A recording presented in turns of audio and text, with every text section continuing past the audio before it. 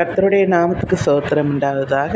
தேவனுடைய பிள்ளை கிறிஸ்டின் ஊழியர் ஆத்ம தாகத்தோடு சாராய கடையில் சாராய வாங்குவதற்கு வரிசையில் நிற்பவர்களை பார்த்து ஒருத்தர் உயிரை கொடுத்து அவர்களுக்காக பேசிக்கொண்டே இருக்கிறார்.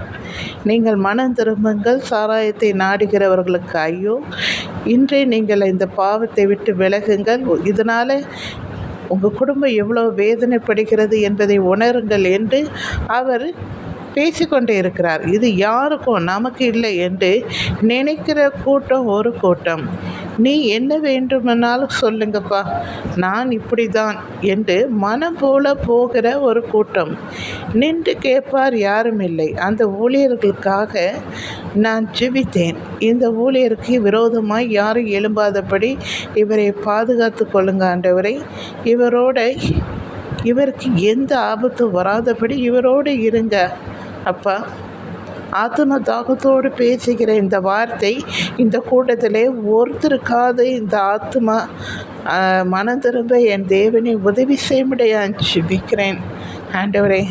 இந்த ஆத்மா நிமித்தம் பரலோக ராஜ்யம் மிகுந்த சந்தோஷப்பட போவதற்காக நன்றி ஆண்டவரே. அப்பா, நீர் இப்படி செய்யும்படியான் ஜெபிக்கிறேன் என்று நான் ஜெபித்தேன்.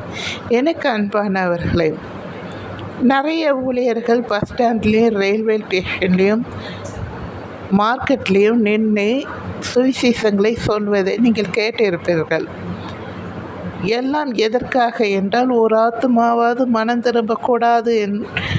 திரும்ப வேண்டும், பாவத்தில் விழுந்து விடக்கூடாது, அப்படியே நரகத்திலே போய்விடக்கூடாது என்பதற்காக அவர்கள் மன்றாடி தன் உயிரை கொடுத்து பேசிக்கொண்டே இருக்கிறார்கள்.